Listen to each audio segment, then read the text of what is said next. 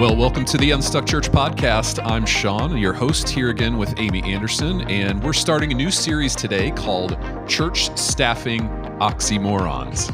And I don't know why this came to mind, Amy, but one of my favorite all-time Michael Scott quotes from The Office popped into my head. Probably because it's an oxymoron as well. But Michael was talking about leadership, and he said, "Would I rather be feared or loved? Both. I want people to be afraid of how much they love me." So Michael Scott.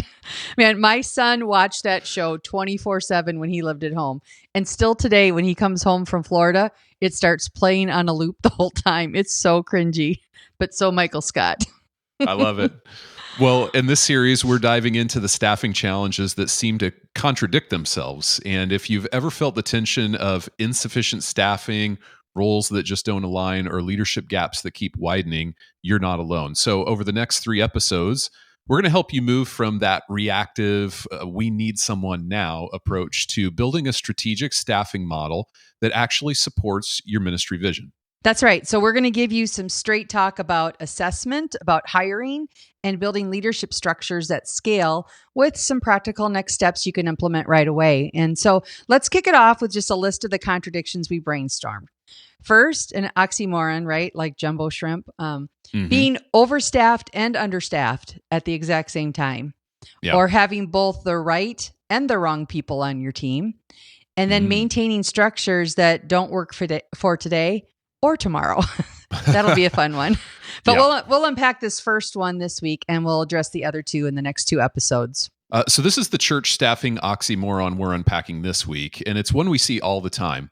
The church can be sensing something like, we are an understaffed team with too many people on it. And how can both of those things feel so true at the same time, Amy? I love the way you worded that. We're an understaffed team with too many people on it. No, it's such a common question that I've walked with pastors through this past year. In fact, in 2024, I worked with over 20 churches on their staffing and structure challenges. And this conflict of feeling both overstaffed and understaffed was a top issue for most of them. In fact, I was just with a church this week, and in my pre-meeting with the executive pastor, he was sharing how the staff is feeling overwhelmed right now. They're wearing 2, 3, 4 hats to keep the ministry moving. But when I ran their vital signs, they were actually allocating too much of their budget to staffing.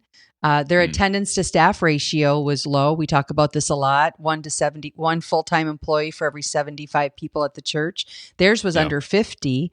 And so that data actually reveals that they are more likely overstaffed. And it's funny too, because I think the most overstaffed churches I work with actually feel the most need for more staff. Now, I don't doubt that this church I'm referencing has a team that feels stretched and thin. That's a real thing. They feel understaffed. But the opposite is also true, that they're overstaffed compared to healthy, growing churches. And here's another one, Sean, related to that point. Some church teams are both over and understaffed because of how they've structured and resourced their teams. Let me give you an example. One church I worked with, they had a staff team of about 30 full-time equivalents. And in reviewing their current structure, I discovered that they were dedicating like 20% of those FTEs to their adult discipleship team. So 7.5 people, and only 11%, 3.5 FTEs to their weekend experience team, like music and production.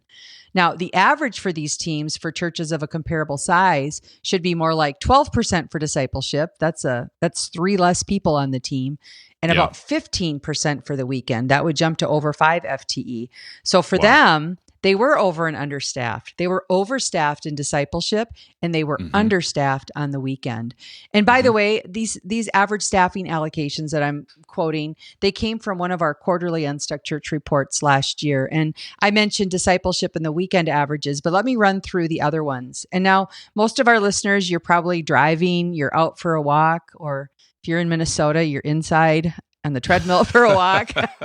So we'll put this full chart in the show notes so that you can reference it. But for a church like this one that was over 1,000 in size for their weekend attendance, here's those allocations. Senior leadership, 11%.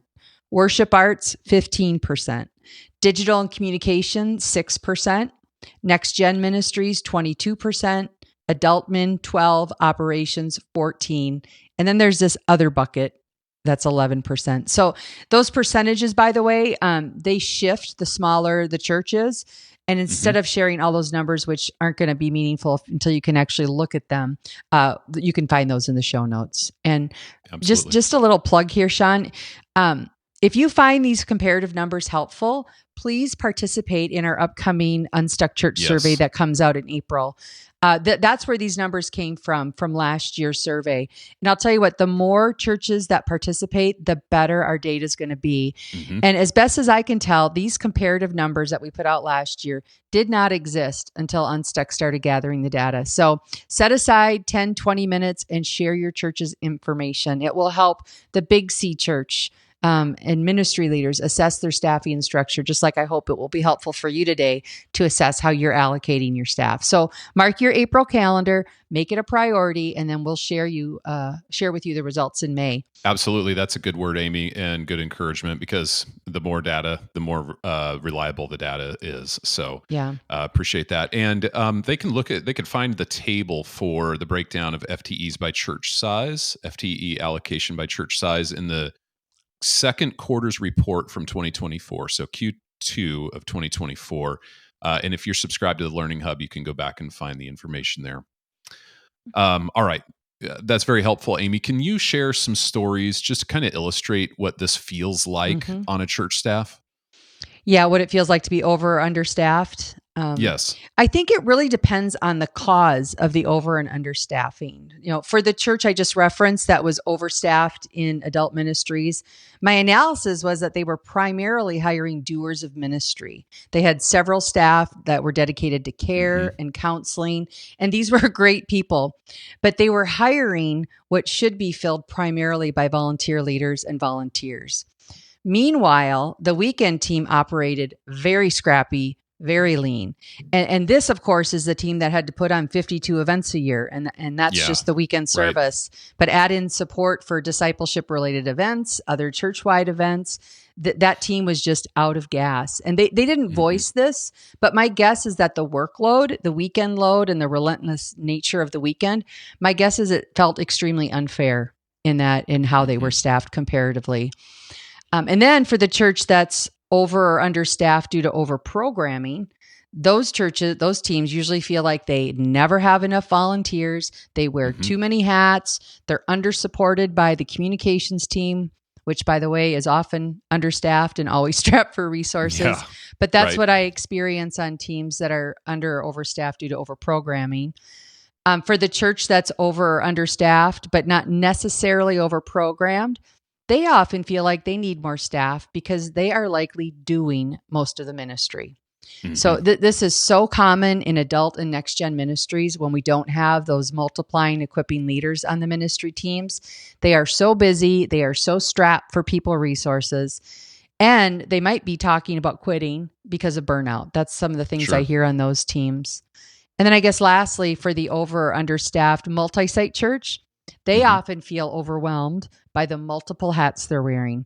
They don't know who makes what decisions. They're consumed by way too many meetings, and they feel like they never have time to think and work on their ministry. So if any of those relate, those may be symptoms of an over or understaffing. Yeah. I'm sure those are all relatable to churches that are listening today. So what's the most common solution that churches take when they kind of face this oxymoron? Yeah, well, the most common solution is just to rearrange where everyone sits on the bus. That'll solve it. Yeah, right.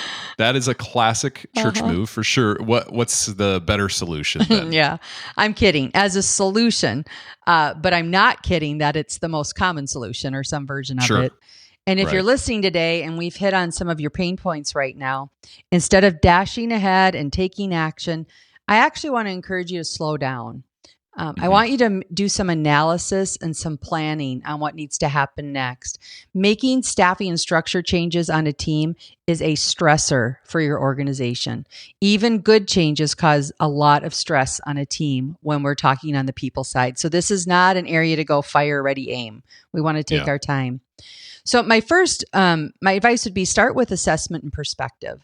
In other words, know your starting point. And a common tool out there is the 4 helpful list. It was developed, I believe, by Tom Patterson, but he just has 4 simple questions. What's right? What's wrong? What's confused? What's missing?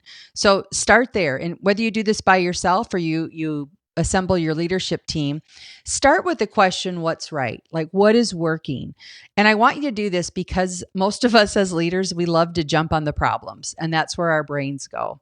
I want to encourage you just instead, take a few minutes to assess, where are we healthy? After all, you don't want to lose that secret sauce that you have on your team as you make changes. So make note of what's going well. And then I would ask what's wrong or what's not working. And these are the things you know you need to change. And don't try solving them, by the way, as you're brainstorming the problems. Just write them down. Some common things that I would put in this category are things like, again, what's wrong, what's not working, staff communication. We're spending too much money on staff. There's a poor use of our time. There's inconsistent time off. Whatever it is, drain your brain and get those things in writing. The third one, what's confused or what's confusing. This decision-making often falls in this bucket, like where are the lines of authority and decision-making? Yeah. Or for a church, that's experiencing this and they're about to go multi-site, how will we lead 2 sites? We don't know yet. Mm-hmm. Why aren't we developing, more volunteer leaders? That would be a question. Mm-hmm. Where are we overstaffed and understaffed? It's all examples of what can be confusing. By the way, confusing ones are often stated as a question because we don't know the answer. Sure. And then lastly, what's missing? And again, we are just brainstorming, so it's not that we're going to add all these things or these positions, but as you assess your team, what's missing? And maybe it's a specific role, like a leader over spiritual formation. Maybe it's a missing ministry, like we don't have a clear leadership development path. Or what's missing? Performance feedback. We don't have a system for that. So I would just encourage you all to start there. And then the next priority would be to get or ensure that you have leaders and leadership roles in all the crucial ministry areas. This is a keystone step because people with a leadership gift must be in leadership positions. You are not ready to be making any staffing changes until you have the right leaders around the table in the right roles. So get that leader wrong by putting someone with a lower leadership gifting than the role requires, and you will make little progress on these challenges. Yeah, that's really good, Amy. Before we move on, though, I want to take just a moment and thank this week's podcast sponsor, Planning Center. Planning Center is an all-in-one software that helps you organize your ministries and care for your church. It has easy-to-use, efficient platforms of products where you can organize event details, create sign-up forms, schedule volunteers automatically, and much more. You can actually get started for free today at planningcenter.com. That's planningcenter.com. So let's share some immediate kind of next steps that our listeners could take today. We have a few tools available online that can help with the assessment and perspective part on this. Yeah, these are the ones I'd encourage you to dive into. Number 1, the vital signs assessment. This will give you clarity on whether you're overstaffed or understaffed from a budget standpoint. Again, we should be spending about 45 to 55% of our overall budget on staffing. You need to see where you're at. Another great resource is the Unstuck Teams Assessment.